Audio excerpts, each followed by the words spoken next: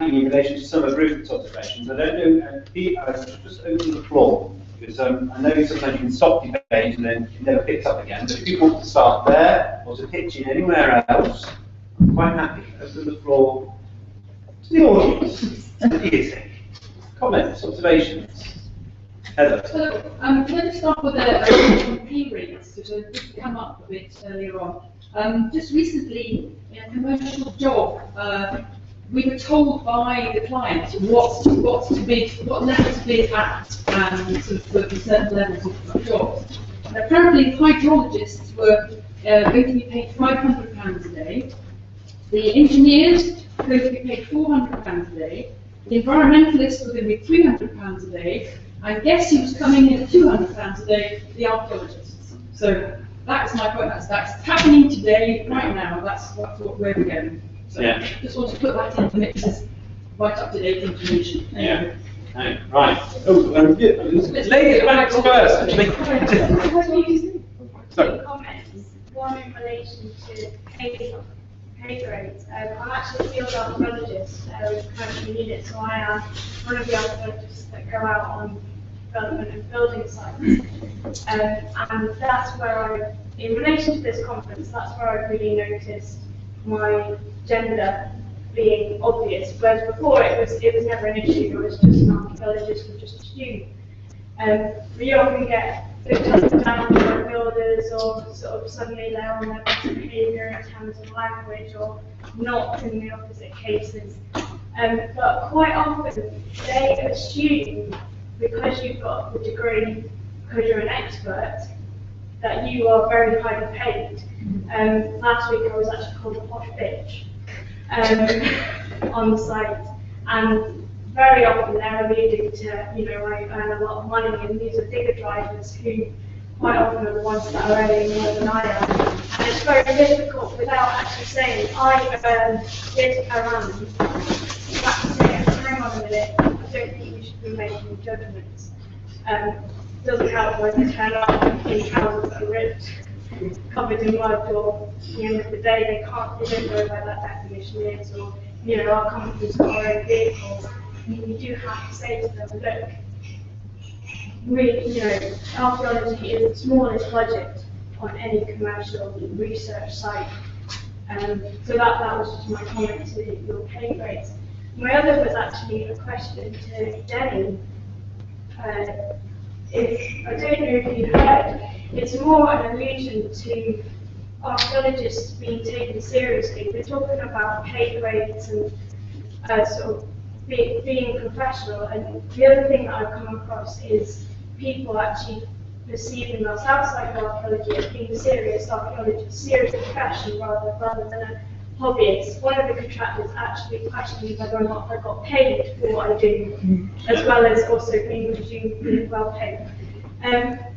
One of the leading juvenile osteoarchaeologists was called, I don't know if you saw his case in the news, as an expert witness in a modern child abuse case. Yes, I know exactly what you're talking about. And I do. Yeah, and I think you might know the story better than I do. The case folded because they said she had no medical experience and therefore couldn't be an expert witness.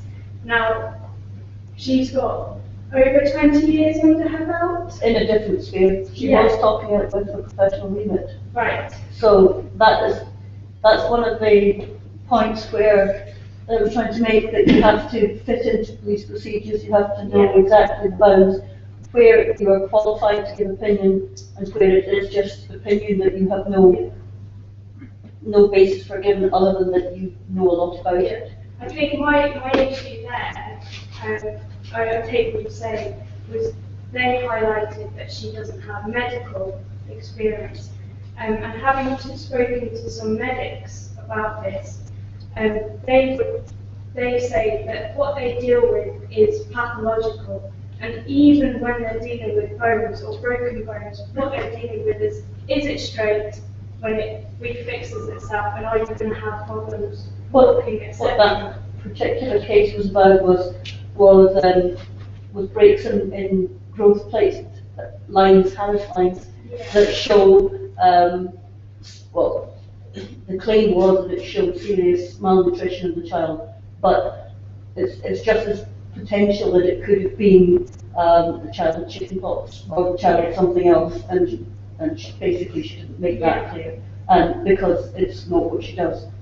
Yeah, I think the point I wanted to highlight was the media opinion projected from that case was the sort of the look at, I guess, archaeologists might have experience, but it's a hobby and they don't know what they're talking about. And I think some of the problems that relate to maybe gender and pay and equality in the workplace and being respected out with our own sphere has a lot to do with public opinion of taking ourselves seriously, coming from an antiquarian and hobbyist background as our profession does, but we still have to get rid of those stereotypes of our profession and say, no, we are professionals, we have knowledge to share, which you yourself have shown in your own profession by the techniques and investigation techniques. In the forensic sphere, the first page of your report is a declaration. This is my experience, this is what I do, I'm in this committee, I'm in that committee, I've written so many papers, I've done this. This is why I'm competent to give this opinion. And that's one thing you never remember when they ask you about it in court. You know the inside the paper and inside out. I should say the person we're talking about is not an archaeologist. No, no. Okay, right, now. Hannah, can you just... I have a, well, I suppose it's more like, I'd like to pick your brains. I was wondering whether it might be a useful thing to set up an IFA-based equality and diversity special interest group. I've emailed them to ask about this, but unfortunately I haven't had a response back from them in time to say more than that. But that's nice that one person would be interested. But I wonder if we could set standards and guidance in equality and diversity, but then we're starting to be able to take ourselves more seriously in that kind of thing. But also I was wondering about, STEM subjects have the Athena Swan programme. I don't know if do you guys, do you part of that? Effectively, at the beginning, we were involved in a bit of complicated local changing organisation. Right. But yeah, I mean, we can't imagine because we're an arts department. But Athena Swan is a for science and technology academic departments, and the idea with those is that they're given either a bronze, silver, or gold standard depending on how they support and encourage equality and diversity. And I was wondering if we had an IFA equality and diversity group, whether we could then get something like that set up for registered archaeological organisations, so that we've got a practical sort of framework to stimulate and encourage equality and diversity within the professional body. I don't know. Well, yeah, we set up the future of archaeology 10 years ago. We raised all these issues, and we took a lot of evidence. The big problem is, I suppose, there's two sides of the audience. There's academia, where a very large number of archaeology, and I think half the problems we have in the profession stand for academia. Well, that's not just academia in archaeology, that's academia in academia. And there's a big problem with academia that's got to actually change. And I think there will be a revolution in academia as they have to, students are paying a lot of money, yet they're being taught by people who haven't been trained to actually even teach them. You don't actually have to have a qualification to be able to teach. To teach is like you're starting now, but well, yeah. I mean, even then, it's not up to the levels you would expect for the amount of money you're paying. The problem you've got on the other side is the archaeological practices which are setting up are fighting so hard tooth and nail to survive, they're undercutting each other. So the point you were making about the £200 is actually an archaeological profession issue over the fact that if I'm a developer and I can get it for £200, that's the going rate because somebody else will do it. And in a way, that's a failure of the profession to turn around and say we need minimum standards. Now, the profession said, well, the government should register standards, but they're not going to register standards because that's up to the organisations to do. The organisations haven't been successful in that.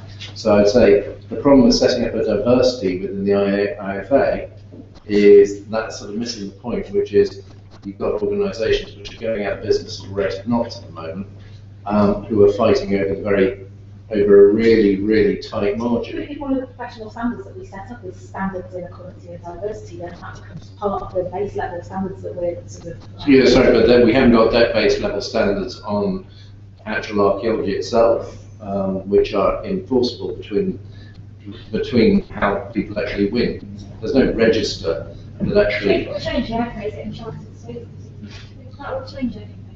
No, sorry. I'm not saying it's not a good idea to actually start the process now. I'm just saying that if you think that that's not really the issue. It's not the priority, is that what No, sorry, the point is if you've got, I can name 4 archaeological practices which are going down. Historic Records Office, which aren't being funded, which are going out of business. I can talk to about half a dozen museums, which we're taking evidence from on Monday, which have gone down from 12 posts to 3. And then some of those are half-time. We've got a vast, the amount of positions are actually shrinking massively. And each of the professional bodies out there, which we're now going out to the private sector, are undercutting each other, so they're actually becoming uneconomic. Yeah. So the problem I'm making is not that we shouldn't aim for these sorts of things. I think we've got a fundamental problem with archaeology that we're going to have to change the heart. It's a problem that we're taking quite a lot of evidence on at the moment because it's been going on for years. Your argument at the start was that women need to have a sort of major understanding these kind of management skills and that kind of thing to be able to lead these organisations, because there will be women managers of these kind of organisations to be able to lead them out of the financial doldrums that they're in. So sorry, the very statistics we came up with were that the people at the top of the profession get paid, are men, and they're getting paid more. If you want women to be paid more, you have to actually get them through to the top of the profession.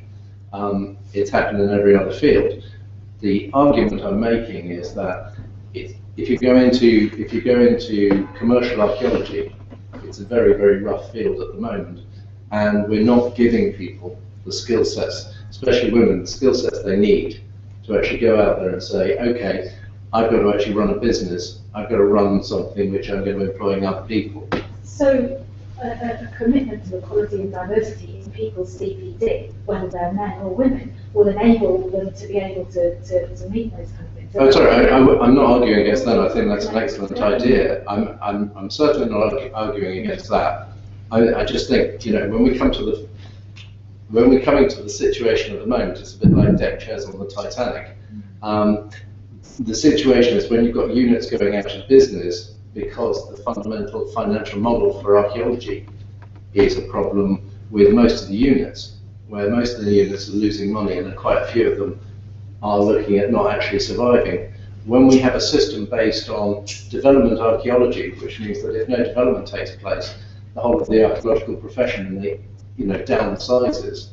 When we're losing expertise in what we're meant to be doing in Romanism or prehistory or pottery or whatever it is around the country, we're getting massive black areas where we just haven't got anybody who has those expertise. That's a fundamental problem. What do you think, Michael? Well, personally, I think the profession has to really take a good hard look at itself and say that we need binding standards, minimum standards, because the problem with it is the profession is about a product, and the product is archaeology. And that often it's not the process of doing the archaeology, it's actually the archaeological knowledge in the record. But of course the problem with that is archaeology is one of those strange things. It's very difficult to say how good that record is.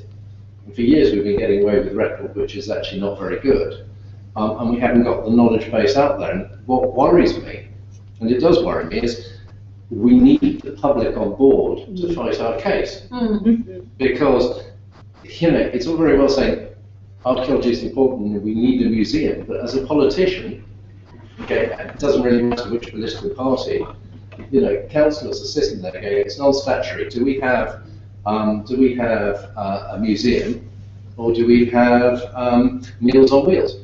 And it's a very difficult case. Now, I'm not saying that we shouldn't have archaeology, and I think actually a lot of it's being protected, But we really have to realise that we've got to make our case, we've got to get out there and we've got to actually get people interested and back into it. And one of the things we've done over the last few years is we've got rid of the voluntary element because of HSE and because of the way we've actually brought forward archaeology as a profession, which has got rid of a lot of our advocates. Steve, you substitute broaden the because advice. Steve, you want to come in? You still? Well, just a quick thing. Yeah. I mean, the development cycle. I don't think there's any evidence that the cost of archaeology has any ease on the development cycle. It's a much bigger thing than that, isn't it? So no. And then the idea that there aren't any standards. I mean, there is not only the potential, but the actual way in which curators endeavour to set standards. The problem is, first of all, that they don't always do it consistently and coherently, which tends to take it off the shelf. But secondly, and this seems to be part it's very difficult for them to monitor outputs. Both of those are simply a product of the pressures on their posts. They don't have enough time. The idea that the profession that is deliberately commercialised is going to be able to provide that benefit, I think is wrong-headed. It's So, the curators we that we need to... But this becomes really interesting because we're talking about more than one profession here. I mean, the problem with archaeology is multi-profession, so curators and museums... No, I mean, the curatorial staff in local authorities. We set the rules for what standards we want to get out of our fieldwork. We therefore could be asking and demanding a certain level of analysis for the sorts of expertise that people are employed post-excavation, for example.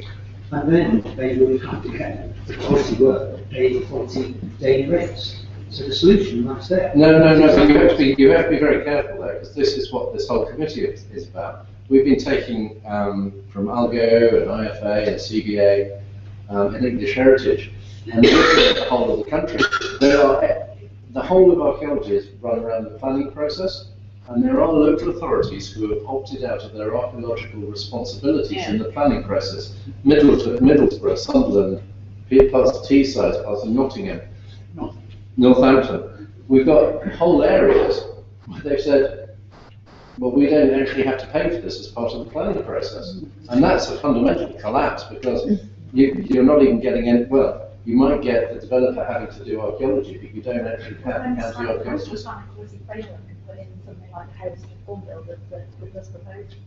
Can't hear you, Hannah.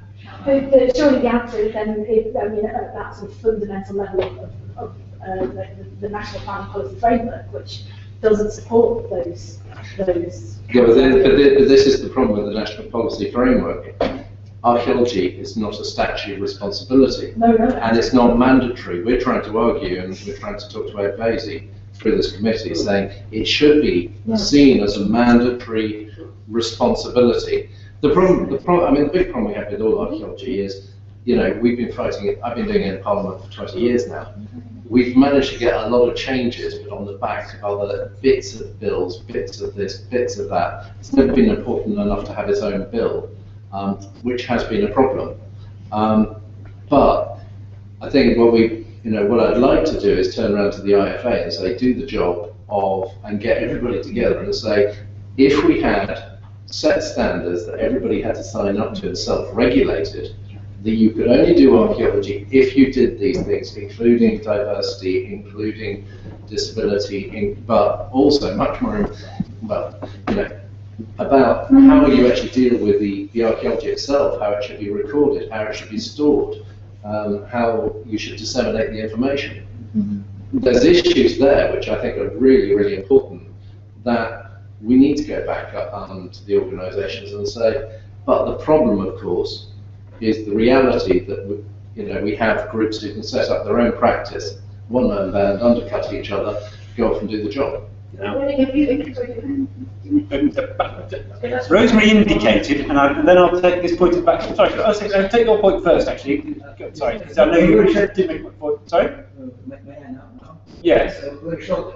When I decided to attend to this conference, it was too late to have a paper. So when you give me 3 minutes, I would like to inform you about the situation among the students of archaeology in Slovakia. Right. It is a comment to papers from the morning session, but only 3 minutes. So I made a small research after the World War, the Second World War, finished archaeology in Slovakia 348 students.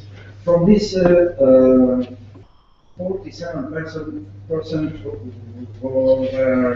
women. So for the like 50-50. But now the situation in the last 10 years have changed because now the last 10 years finished archaeology 52 students.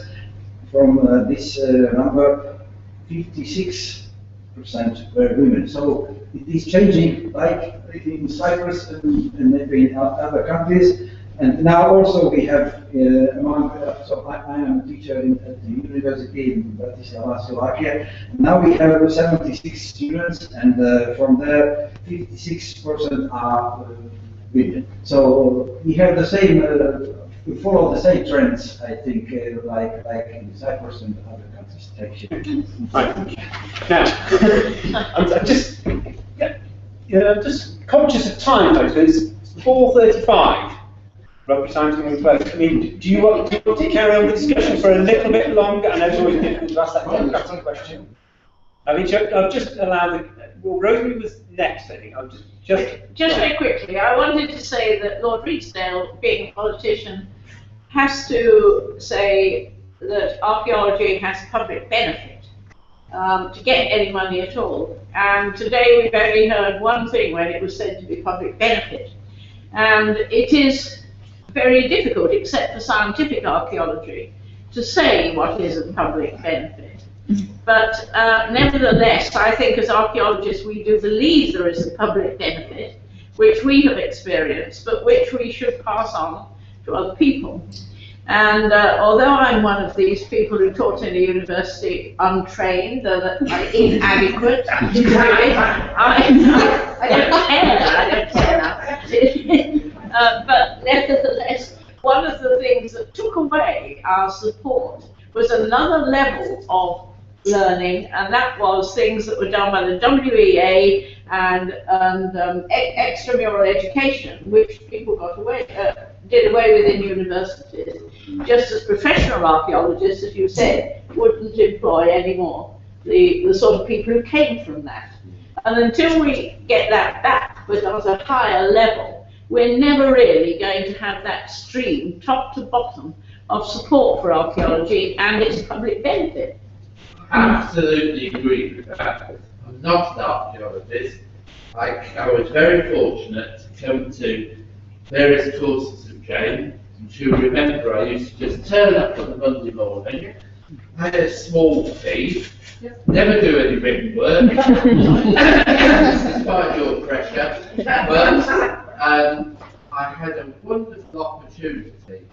I couldn't even possibly dream of doing that now in some academic centres. But from that, last year I ran a Heritage Lottery Fund to produce a DVD. I'm not qualified, but some of the cases here, this lady here that's obviously pioneered through, but she's come to the fundamental point of reconnecting with the public, and it was such a loss when that ended, because it does knit things together. And while there's been many other issues that have been brought up, it's fascinating. I just would like to reinforce that point. Just as somebody that's quite participated, and I've never had a child in my hands.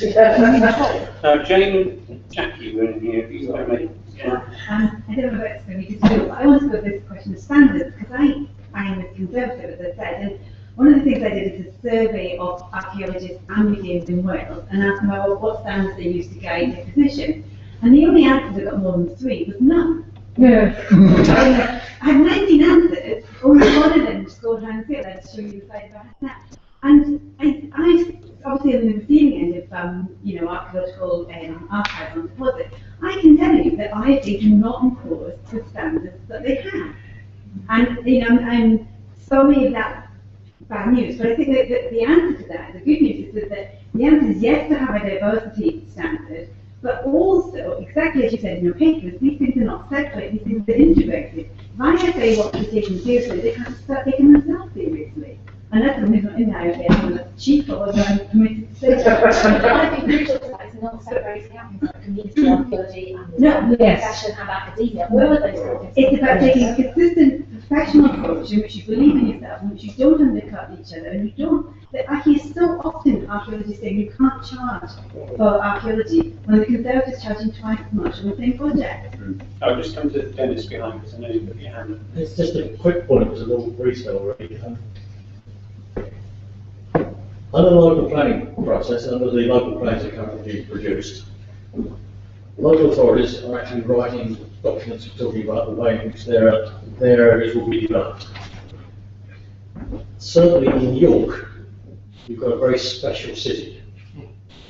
And therefore the question I ask really is, and I believe it is legitimate, that the local authority actually will write in stringent or more stringent conditions around development practice than might just be reflected in the NPPF.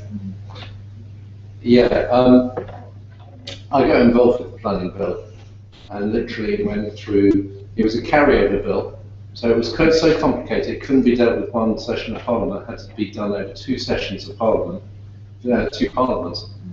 And I was talking to a planner and he said, yeah, I'd love to implement all the bits in the new planning guidelines, but I need to go back to university for 2 years to find out what it actually says and what it means before I can actually do that, because I haven't got the time. They're overworked as it is. And then you've got, the problem is people, it's not as clear as it could be on the whole area of archaeology, so some local authorities are, you know, like York, take a very serious view because they see the value.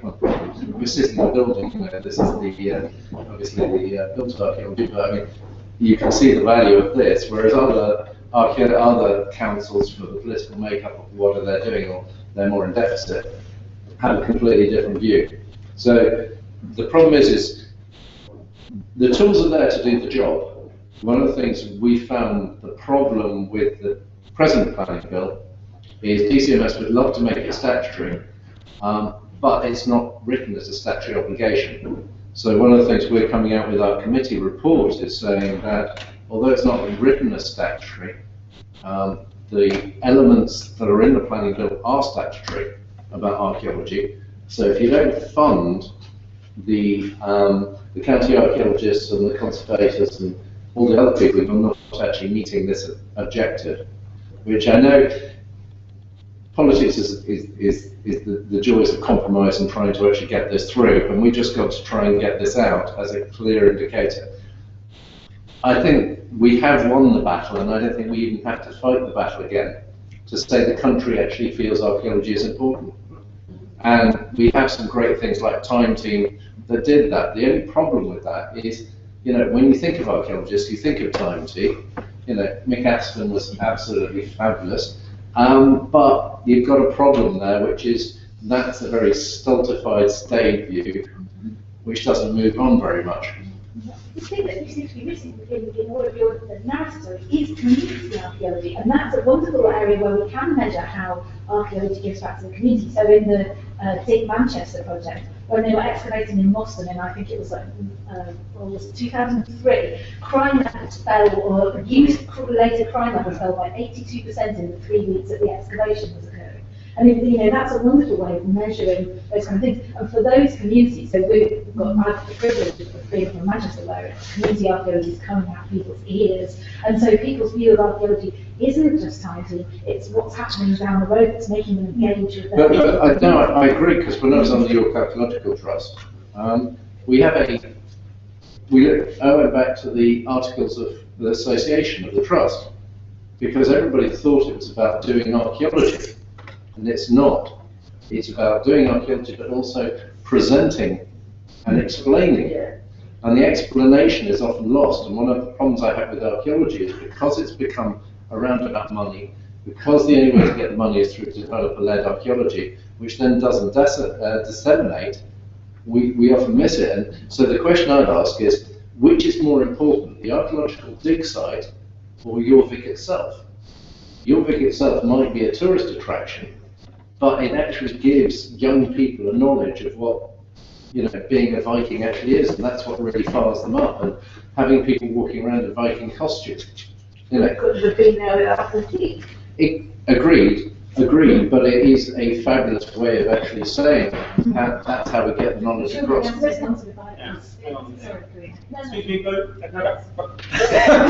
Thinking conscious of time. Janet, you wanted to make a point. I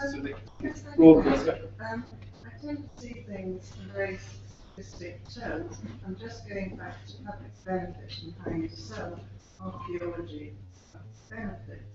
The UK depends very largely on its historic environment, and archaeology contributes to the historic environment. To me, there's no problem. How you do it is another thing, but that's the public benefit. It's very, very clear. I'm sorry, I can see it. Karina, I might give you the final point. Oh, I think you might no, I was actually wanting to ask another question. I was just kind of tying together this afternoon and this morning, and we've had some wonderful examples of how things are changing in Cyprus with regard to women in more senior level jobs. And I was wondering if you had any indication of what the motivator behind that was, what the driver for that was.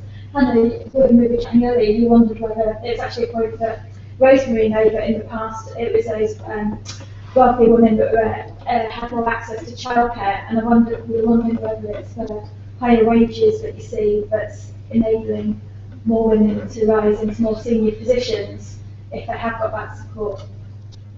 What's the Cypriot evidence, Elena, in terms of senior? Why is it? Why? No, had children. Do you have any answer to that question? Why are the senior women now sort of coming into positions of power in Cyprus?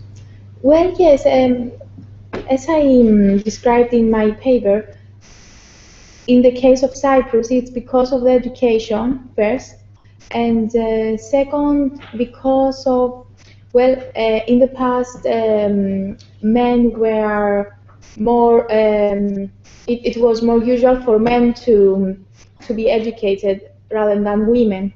But then when women started to be educated, men preferred the more let's say, powerful and influential, and also the jobs that that can give through them they can earn more money, because yes, in Cyprus as well, the occupation of an archaeologist is not a very well paid occupation. I mean, yeah, in relation with other occupations. But it still stays comparatively low paid occupation. But okay, it's not actually low paid, but just average. Yeah. Yes. I mean, I think always conscious when discussion rolls on that there can be an enthusiastic group and there'll be some people that have other things to go to. So I might try. I've just got a little slot for me, and mainly that was actually, I think it's nice to come back to it, because I was just going to reflect, I guess, of the two observations. One, as a white, actually from a working class background, as a white man who's had all those privileges in my career, I would say I've been very conscious of gender. And I think it very definitely is an issue in the workplace. I can remember when I've been on the side of the Angels, having to discuss with colleagues the need to have women, for instance, on interview panels. It's been as profound as that. In very recent times, I can remember my colleagues, saying, no problem, why do we need a woman on the interview panel? So that's just one example when I've been on the side of the Angels, and I'm absolutely confident that there's many times when I've probably behaved in a set up manner myself. So I think it's a really genuine issue, and I don't think that's undeniable. I think the other side, though, and why it was nice to come back to Elena, is that one of the things, and I was talking to Monique about this from the Netherlands earlier when we were having tea, I think one of the really interesting things about Discovering the Archaeologists of Europe project has been, because questions have been asked about gender, that it comes through very powerfully when the whole group gets together. So the whole group got together, and I went along to the meeting for the first time in Santiago in December. November or something. December. And every nation is presenting their results. And they are different stories. But that's why I think they're interesting. And that's why it's interesting for this group to both look nationally and internationally. Because one, there are stories of hope, there are stories of difference, there are stories of concern, but the reality is to recognise in that diversity, to me, that there is the opportunity for progress, because that diversity demonstrates that there is a different set of approaches, that you're not all trapped within your national narrative. And so to me, I think that's an optimistic way of viewing it, but I think it is very definitely one of the things that comes through, and say very powerfully from that DISCO project, is that actually this gender, the whole series of issues around gender are significant, and there is still considerable distance to travel. So, the only other final thing I wanted to do before I handed over the unenviable task is always giving the diversity to Jane to sum up for the afternoon, was just to say actually to thank some people for putting this conference together. Now, as the Lord Mayor said, actually it came out of a conversation, but I was mentioned a few times, and actually I've done nothing. This conference has been organised by women, and in particular Anna Stewart at the back, who's had the lioness's share. I think it's great. I was trying to go from a conversation again in December saying, well, could we do something today? And realising that there was this issue that we could certainly build this around, and I think it's been a very worthwhile day. So with that, I will say no more, but hand over to Jane to sum up. And I haven't given you much time, Jane. I'm sorry about that. Conscious of being It has been a really interesting day to go from some pioneering women that Rosemary and Elizabeth were talking about, to talking about the social conditions that allowed them to make that progress.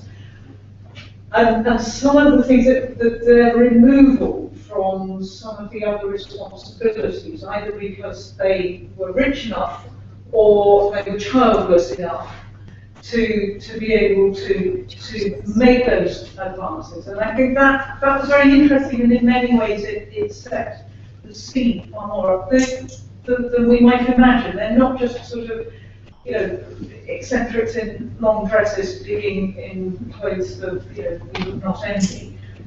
There are underlying social conditions there that I think are important. And I think when we looked at Italy and Cyprus, it was, and on Ireland now, it was very interesting to see how in different economies you get differences in balance, and really interesting to see the way in which the global economic crash has had a huge impact. And I think we mustn't underestimate that impact. Rupert, you're very optimistic about the fact that archaeology is written into the planning law, but as you note, it's perfectly possible for it just to be thrown out at local level. It could easily be thrown out, I think, at national level. And I think we need to be aware of that. Development archaeology depends on political support. And if that political support evaporates, political support can evaporate for other important environmental operations. Look at the way in which political support has just evaporated for the Environmental Agency. Think about the dangers of that. The dangers of political support evaporating for English heritage and the IFA are less critical, if you like, in terms of people's lives, so they might happen more easily. I've been very alarmed by that. So I think we do need to think about community archaeology very hard, and I think I heard Michael Wood talking with enormous enthusiasm about the Gilworth project the other day, and how much of an influence that had. And I think, Hannah, you were saying about community archaeology in Manchester, it's that sense that archaeology as a process. I agree, Rosemary, that archaeology, as for the results that it produces, but archaeology as a process has a huge political dividend for us, and I think we need to be aware of that. And if we can't rely on government funding, and we can't rely on developer funding, and we can't do it for nothing, for all the reasons that you've suggested, we really do need to have a good long think about what we're going to do. And suddenly into my head, and this has just appeared this afternoon, I thought, well, the latest thing is crowdfunding, isn't it? Yeah. So, let's really take that seriously and take seriously that there are big political issues that don't trump the gender issues, but they sit alongside and they're very important. I think in terms of the gender issues, you've looked at some really interesting things. I absolutely agree with Jane and Jackie over that. What is going on in the pipeline? The one that struck me most was the number of undergraduates, the number of postgraduates, and the way that falls off. Now, how would that look if we were looking in other populations for undergraduates in other subjects? I'd be interested to know how we compare there. But I think that's really important. I think that the issue of our bona fides as professionals that Jenny was talking about is really important that is established. And I think that notion about diversity and the way in which we pull diversity into the mainstream is really important. That, of course, is a big issue for me as an educator in universities at a moment when they have changed from being a government-supported public good to a customer-funded, a crowd-funded, private benefit. It is crowdfunding, please, and one of the big things now is making sure that you get enough student fee to be able to keep the big machine rolling on. And so there is a really interesting question there for us as to how we think about archaeology as a subject. There's a conversation to be had about it at the British Academy next week, which I'm going to, about the future for archaeology as a subject. I think we have missed, and we must not miss over the next 2 or 3 years, the opportunity to persuade people that archaeology is a fundamentally important subject at degree level, whether or not you wish to be an archaeologist. What you can do with an archaeology degree, which is a humanities degree that uses a lot of social science statistical methods, a lot of IT, a lot of hard science, a huge amount of teamwork training, an enormous amount of physical and mental resilience training. We do take you, show us pictures of people digging on a sunny day, but what about the smile please for the sight blizzard training? Yes. So all of those things, and I think we really should take account of, and we should make sure that all archaeology degrees demand a huge amount of presentational training so that people know not only how to do the research, but how then to describe the research to others, and crucially, how to pitch the research to people who are not very interested, but whom you need to fund it,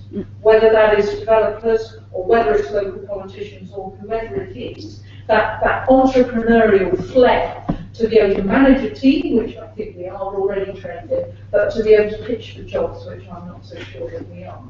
So all of those issues, I think, have surfaced today, and that's been really interesting. I would come back to the fact that I think there are some underlying issues that we could think about the way in which the workplace has become separated from the rest of our lives. Your fragmented Jane on the CD, breaking up into little bits, and I think it surely doesn't need to be like that.